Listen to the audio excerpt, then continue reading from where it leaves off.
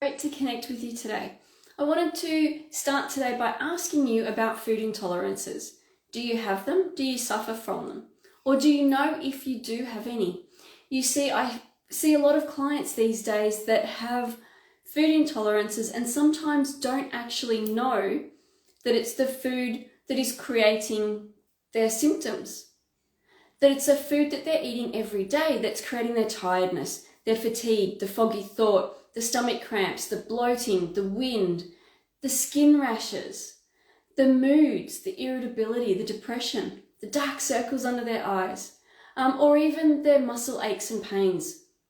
Sometimes some of my clients come in with a lot of these symptoms and say, I've had all the tests in the world.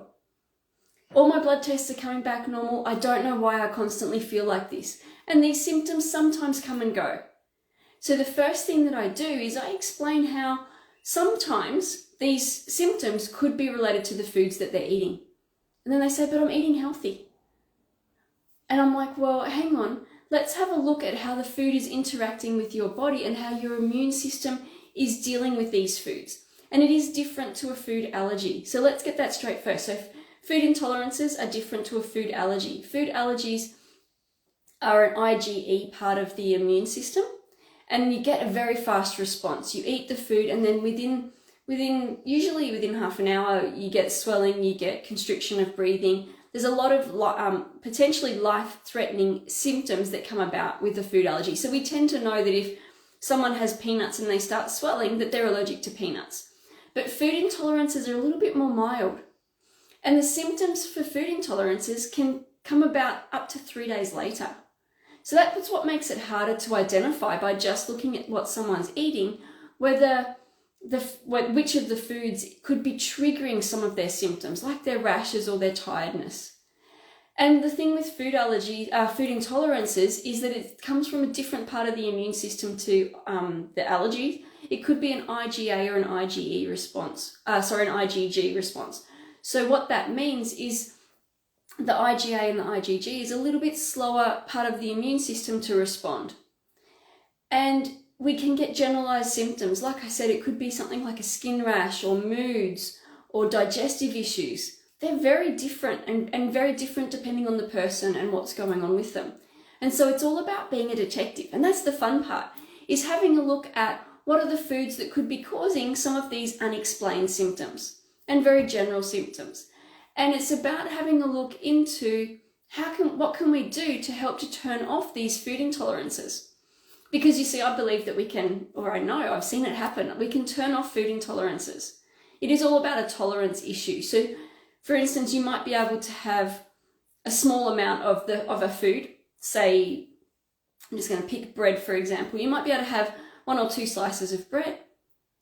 But then if you were to have the bread for breakfast, or toast for breakfast, bread for lunch in a sandwich, and then have pasta for dinner and have some cakes and some bickies as your snacks during the rest of the day, the body goes, that's a lot of that same food that we have to be able to process and break down every day. And the immune system looks and goes, maybe we should do something about this and create a reactivity against it. Does that make sense?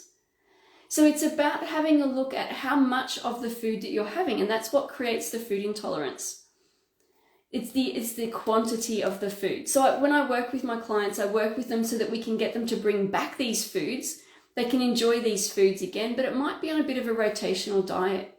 So for instance, I was just speaking with a client during the week, and her reactivity is to tomatoes, and built her up, did a lot of work with her, and built her to the point that she can now have tomatoes.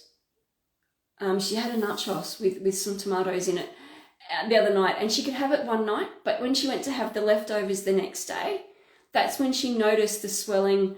There was a little bit of itchiness of her eyes, the eyes became a little bit more puffy, and she noticed those symptoms occurring a day later, and she felt a bit tired and wasn't thinking as well as quickly as she normally does. So she had some foggy thought happening as well. And so that was the reactivity to the tomatoes. But before that, she had those symptoms every day. So it's more for her, we know where her tolerance is. So it's about having it maybe on a Monday, and then again, not again until Thursday or Friday, instead of having it back-to-back days. but her sensitivities were quite extreme when she first came to me. I've got another client who came to me with rumbly tummy, irregular bowel movements, constantly bloated, but particularly her main concern was she was always so tired.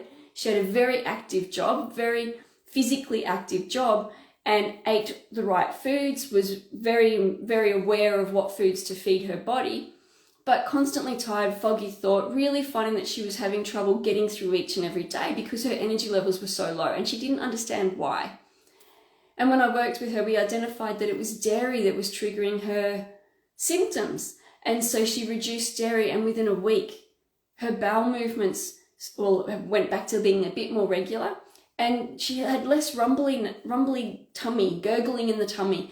And she found that the bloating settled down all within a week. And she thought those symptoms of the upset tummy, the IBS kind of symptoms, the irritable bowel kind of symptoms, she thought they were normal, that because she had them all of her life, and just thought that's the way her body worked. And then within 2 weeks, her energy levels started to come back. She felt like she could wake more refreshed each and every day. And she felt so good that she didn't really have before working with me, she didn't have an understanding about how one food could create this reaction in her body. And now she's feeling great, and she has the dairy occasionally, I call it a sometimes food, and she feels that her body copes. She's no longer feeling that can't get out of bed, can't think straight, I don't want to start the day. And that was just all about changing one food in her diet and working towards alternatives that we could use for her to continue her day each and every day. So what are some of the factors that could be contributing to your food intolerance? Because it's not like we're born with it. So factors that could contribute to food intolerance can be stress, can be gut dysbiosis, so an imbalance in the probiotics of the gut, intestinal permeability, medications, so some medications like antibiotics, contraceptive pills, proton pump inhibitors. While I'm not saying to come off them, they can trigger some food intolerances because they change the dynamics of the digestive system. Overeating, eating too fast, not creating enough of those digestive enzymes to help break your foods down. That can all contribute to the onset of food intolerances. Alcohol consumption and even parasitic infections and gastrointestinal infections can all be a trigger to creating or the onset of food intolerances. So it's about looking at the big picture. What factors triggered the food intolerance, and now how can we turn this around and turn the food intolerances off or dial them down so that you can enjoy these foods again? Because like I said at the beginning, it's not about never having these foods ever again. It's about learning what your tolerance level is and supporting the body enough that the reactivity is reduced. How do we do that? Well, it's about looking at the gut health. So repairing the health of the digestive system, getting that gut healing action happening, restoring the probiotics of the digestive system, making sure that we've got all of those beneficial microbes in balance and variety to help to support our health.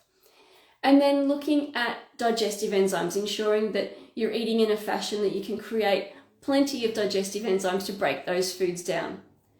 And then having a look at correct nutrition. What is it that you're eating? Is there one particular food or several foods that you're eating in large amounts each and every day? So you see, we should have a varied diet, lots of different kinds of foods, and not be eating the same thing regimented every day. I believe variety is the spice of life for this. So it is about creating that variety of foods.